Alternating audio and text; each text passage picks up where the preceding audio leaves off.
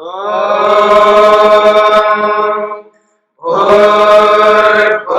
स्वः तत्सवितुर्वरेण्यं भर्गो देवस्य धीमहि धियो यो नः प्रचोदयात्।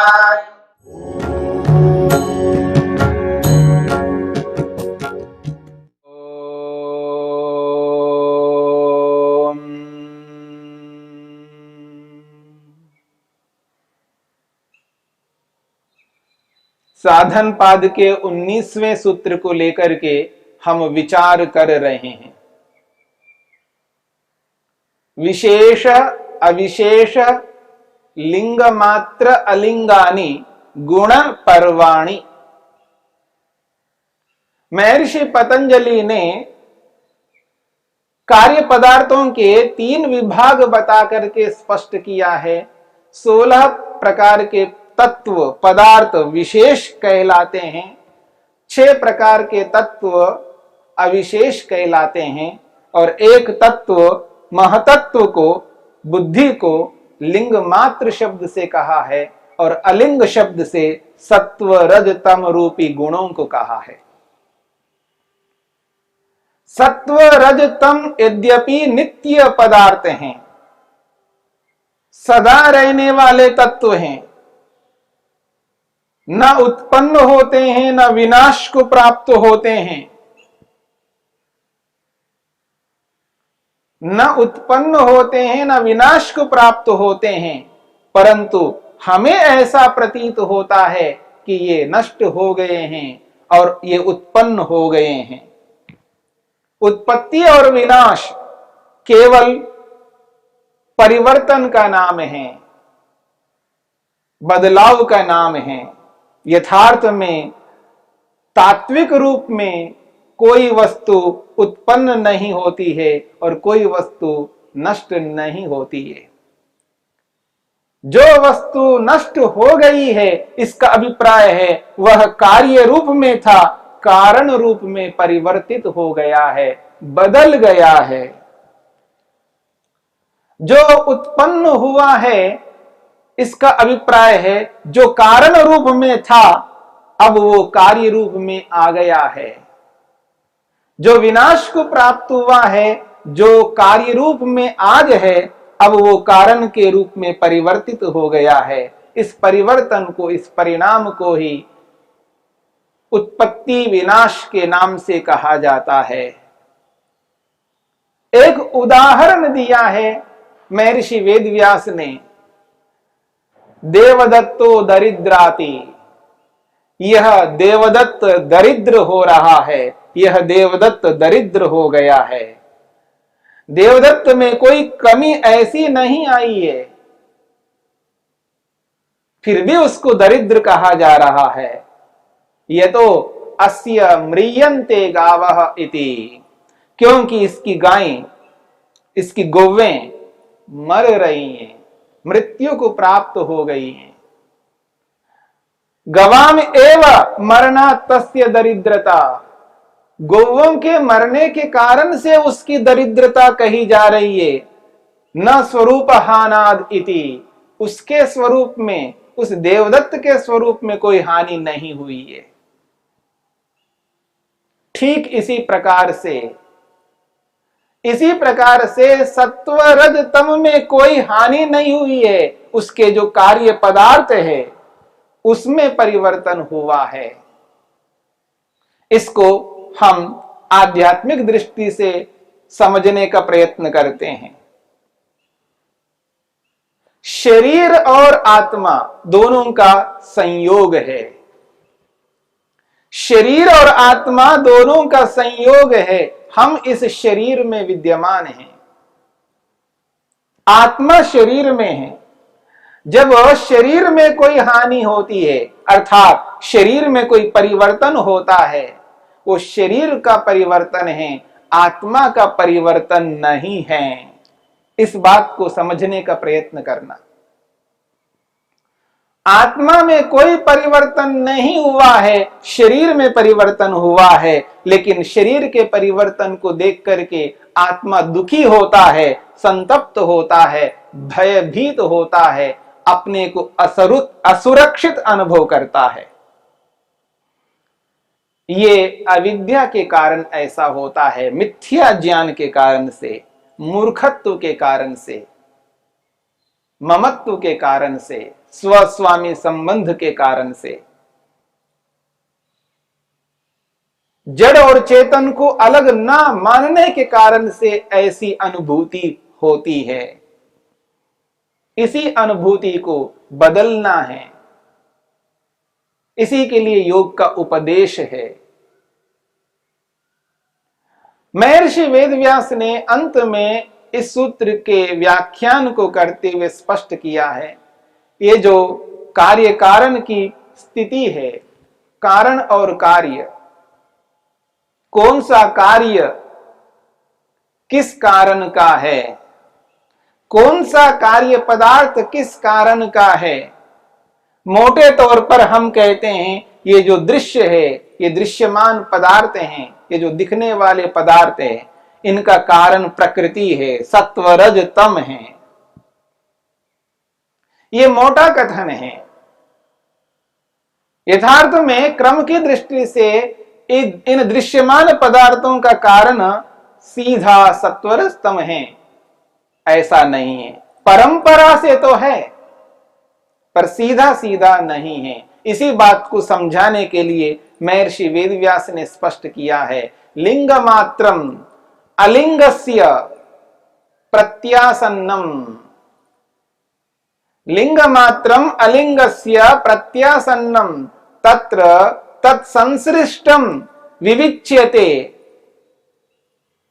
क्रम अनतिवृत्ते है। महर्षि वेदव्यास स्पष्ट करते हैं, वो कहते हैं यह जो लिंग मात्रम महत्तत्व है, बुद्धि है, यह बुद्धि लिंग मात्रम अलिंगस्य प्रत्यासन्नम, अलिंग कहते हैं सत्वरजतम को, अलिंगस्य सत्वरजतम का लिंग मात्रम महतत्व प्रत्यासन्नम निकटतम कार्य पदार्थ है। यानी सत्वरस्तम का जो प्रथम कार्य है वो है लिंग मात्रम, यानी महतत्व। इसलिए महतत्व को सत्वरस्तम का निकटतम कार्य माना है। यानी सत्वरस्तम जब परिवर्तित होता है तो सबसे पहले महतत्व के रूप में परिवर्तित होता है। तो सत्वरस्तम का जो कार्य है वो महतत्व है, या यूं कहिए महतत्व का जो कारण है वो सत्वरजतम है। इसलिए वहां ये बात कही है, क्रम अनतिवृत्ते, क्रम का उल्लंघन नहीं किया जा रहा है। यहां पर क्रम का उल्लंघन नहीं है, क्रम से यही है, यही क्रम है परिणाम का। ये जो कारण कार्य के रूप में परिवर्तित होने का जो क्रम है, उस क्रम में सत्वरस्तम का निकटतम कार्य है वो महतत्व है। फिर कहा तत्संसृष्टम विविच्यते, विशेष बात कही जा रही है। तत्संसृष्टम, वो महतत्व सत्वरस्तम के साथ जुड़ा हुआ है, मिला हुआ है उसके साथ में, उसके साथ जुड़ करके भी विविच्यते अलग है। इसी बात को समझना है। तत्संसृष्टम विविच्यते, सत्वरस्तम से युक्त रहता हुआ महत्तत्व अलग भी है। अर्थात कार्य में कारण पदार्थ है, लेकिन कार्य पदार्थ को कारण नहीं कहा जाता है। कार्य पदार्थ को अलग माना जाता है और कारण पदार्थ को अलग माना जाता है। इसी बात को संकेत करते हुए महर्षि ने यह स्पष्ट किया है, तत्संसृष्टम विविच्यते। विविच्यते का अर्थ है पृथक है। कारण के साथ रहता हुआ भी कारण से पृथक है, अर्थात कार्य पदार्थ को कारण नहीं कहा जाता है। कारण को अलग माना जाता है, कार्य को अलग माना जाता है। कार्य यद्यपि अलग होता हुआ भी कारण से युक्त है, ये इसका अभिप्राय है। तथा इसी प्रकार से षड अविशेषा लिंग मात्रे संसृष्टाः विविच्यन्ते परिणाम क्रम नियमात्। महर्षि वेदव्यास ने और स्पष्ट किया है यहां पर। वो कहते हैं तथा उसी प्रकार से, जिस प्रकार से महत्तत्व सत्वर स्तंभ का निकटतम कार्य है, तथा उसी प्रकार षड अविशेषाः 6 प्रकार के अविशेष नामक तत्व, 5 सूक्ष्म भूत तन्मात्राएं और एक अस्मिता, ये 6 प्रकार के अविशेष नामक तत्व लिंग मात्रे, लिंग स्वरूप यानी महतत्व के संसृष्टा, उसके साथ जुड़े हुए रहते हुए भी विविच्यन्ते अलग है, और ये महतत्व के निकटतम कार्य हैं। सत्वरजतम का निकटतम कार्य महतत्व है और महतत्व का निकटतम कार्य 6 अविशेष नामक तत्व हैं। इसलिए कहा षड अविशेषाः, ये 6 प्रकार के अविशेष लिंग मात्रे महतत्व नामक पदार्थ में संसृष्टाः रहते हुए विविच्यन्ते, वो पृथक कार्य के रूप में कहे जाते हैं। यानी ये 6 प्रकार के तत्व यद्यपि अपने कारणों से युक्त रहते हुए कार्य के रूप में पृथक कहे जाते हैं, उसको कारण नहीं कहा जाता है, उसको कार्य कहा जाता है, और कार्य को कारण से पृथक माना जाता है। क्यों? परिणाम क्रम नियमात्, परिणाम का जो क्रम है उसका नियम होने से, कौन सा कार्य पदार्थ किस कारण का है इसका एक क्रम है, उस क्रम का उल्लंघन नहीं हो सकता। अर्थात हम यह नहीं कह सकते हैं कि अविशेष नामक पदार्थ, यानी उदाहरण के लिए अस्मिता नामक तत्व अहंकार है, ये अहंकार सत्वर स्तंभ का कार्य है, ऐसा हम नहीं कह सकते, क्योंकि क्रम में सत्वर स्तंभ का कार्य अहंकार नहीं है, क्रम में सत्वर स्तंभ का कार्य महत्तत्व है। ये क्रम है, सत्वर स्तंभ का कार्य महतत्व है और महतत्व का कार्य अहंकार है और 5 तन्मात्राएं हैं। यही क्रम है परिणाम का।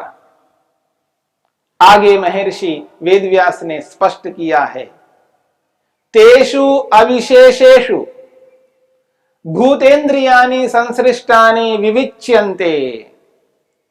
महर्षि वेदव्यास कहते हैं उन अविशेष नामक तत्वों में,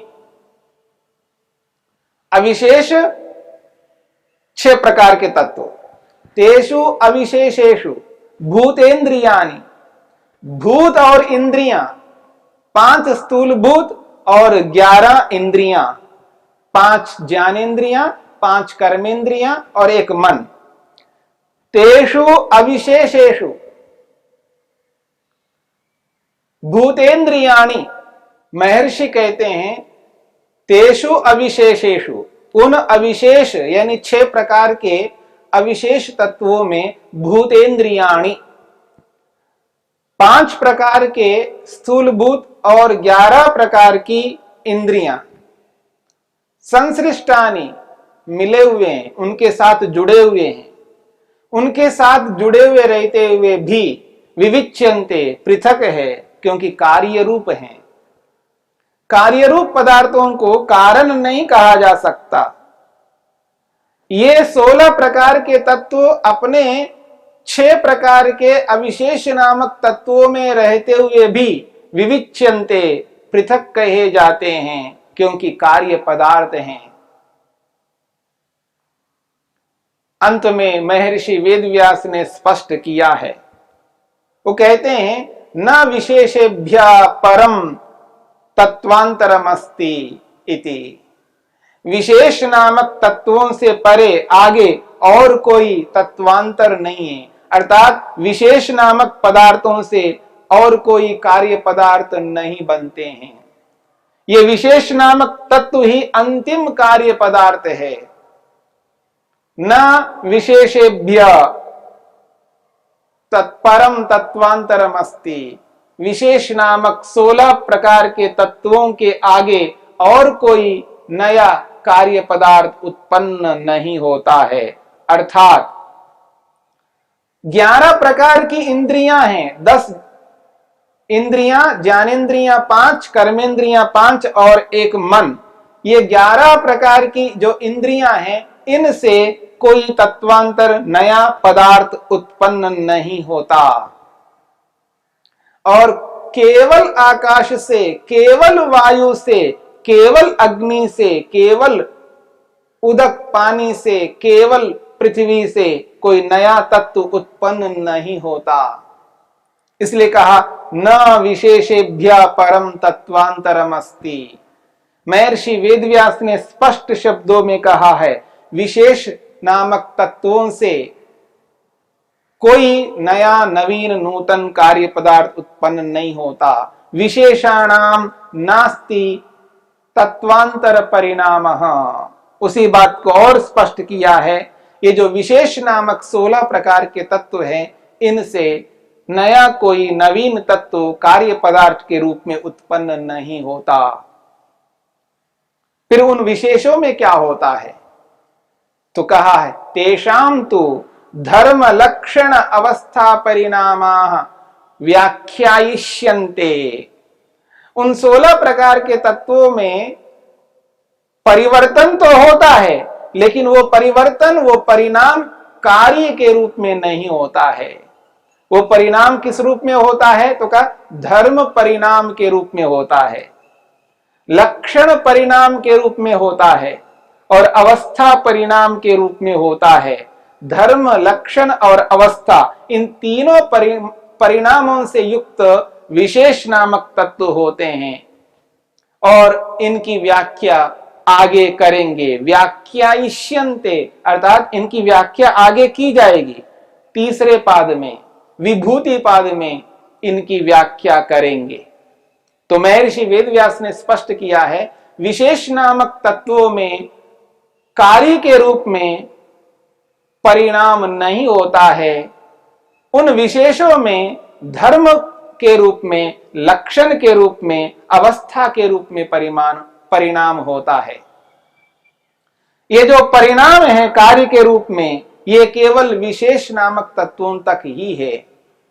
सत्वरस्तम का परिणाम महत्तत्व है, महत्तत्व का परिणाम 6 अविशेष हैं और उन 6 अविशेषों का परिणाम 16 प्रकार के विशेष हैं, पर उन विशेषों का कार्य के रूप में कोई परिणाम नहीं होता है। यही बात यहां पर कही गई है। ये दृश्य के अलग अलग तत्वों का भेद को लेकर के महर्षि ने इस 19वें सूत्र में स्पष्ट किया है।